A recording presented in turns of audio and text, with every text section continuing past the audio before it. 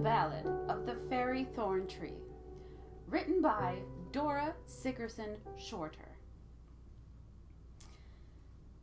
This is an evil night to go, my sister, to the fairy Thorn-Tree, across the fairy wrath. Will you not wait till Hallow Eve is over, for many are the dangers in your path? I may not wait till Hallow Eve is over. I shall be there before the night is fled. For, brother, I am weary for my lover, and I must see him once, alive or dead. I've prayed to heaven, but it would not listen. I call thrice in the devil's name tonight. Be it a live man that shall come to hear me, or but a corse all clad in snowy white. She had drawn on her silken hose and garter. Her crimson petticoat was kilted high.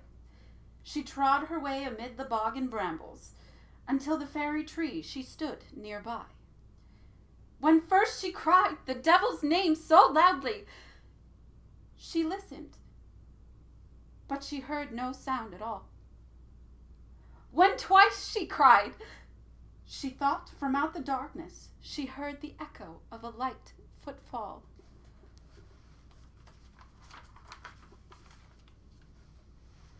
When last she cried, her voice came in a whisper. She trembled in her loneliness and fright.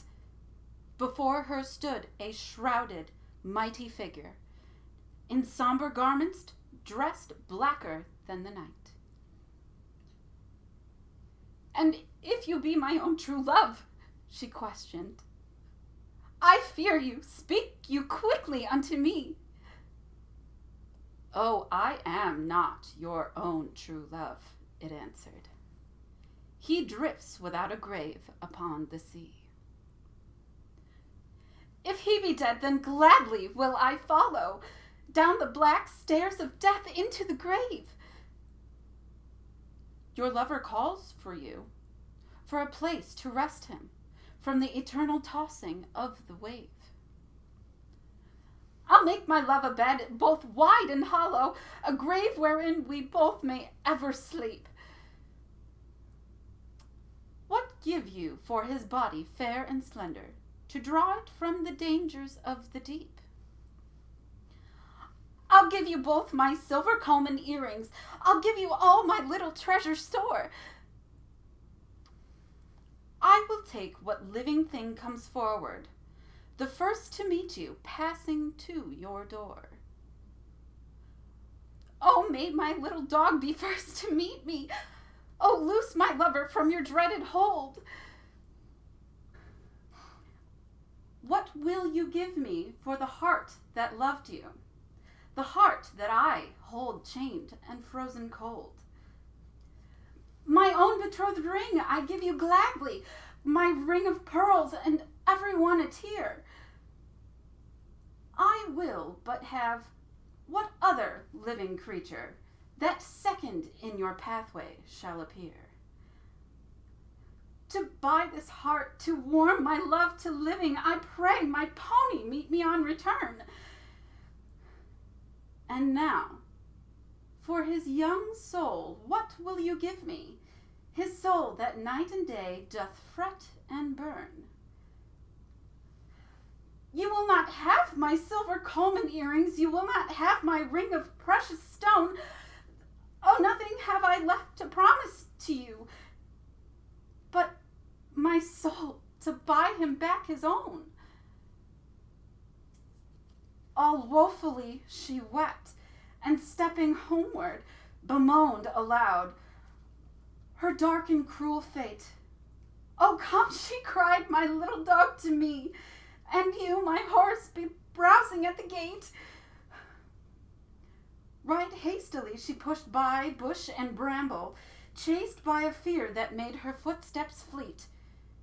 And as she ran, she met her little brother, and then her father coming her to meet. "Oh, brother, little brother," she cried, weeping, Well, you said of fairy tree beware, for precious things are bought and sold ere midnight, on Hallow Eve by those who barter there. She went alone into the little chapel and knelt before the Holy Virgin's shrine, saying, Mother Mary, pray for me to save those two most gentle souls of thine. And as she prayed, behold, the statue spoke to her, saying, Little can I aid. God's ways are just, and you have dared to question his judgment on this soul, for you bought and paid.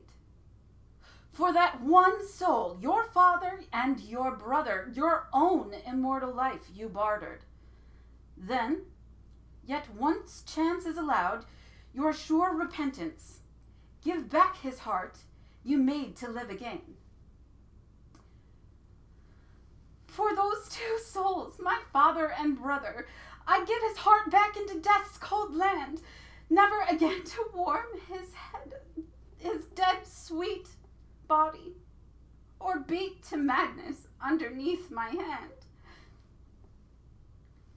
And for your soul, to save it from its sorrow, you must drive back his soul into the night, back into righteousness, punishment, and justice, or lose your chance of everlasting light. Oh, never shall I drive him back to anguish. My soul shall suffer, letting his go free. She rose, and weeping, left the little chapel, went forward blindly till she reached the sea. She dug a grave within the surf and shingle, a dark, cold bed made very deep and wide. She laid her down all stiff and stretched for burial, right in the pathway of the rising tide. First tossed into her waiting arms are the restless loud waves. A woman very gray and cold. Within her bed she stood upright so quickly, and loosed her fingers from the dead hand's hold. The second, who upon her heart had rested, from out the storm, a baby, chill and stark.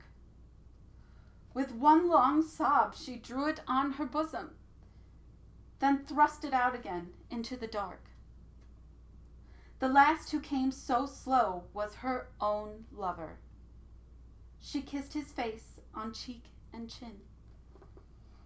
Oh, cold shall be your house tonight, beloved. Oh, cold the bed that we must sleep within. And heavy, heavy on our lips so faithful, and on our hearts shall lie our own roof tree. And as she spoke, the bitter tears were falling on his face, all salter than the sea.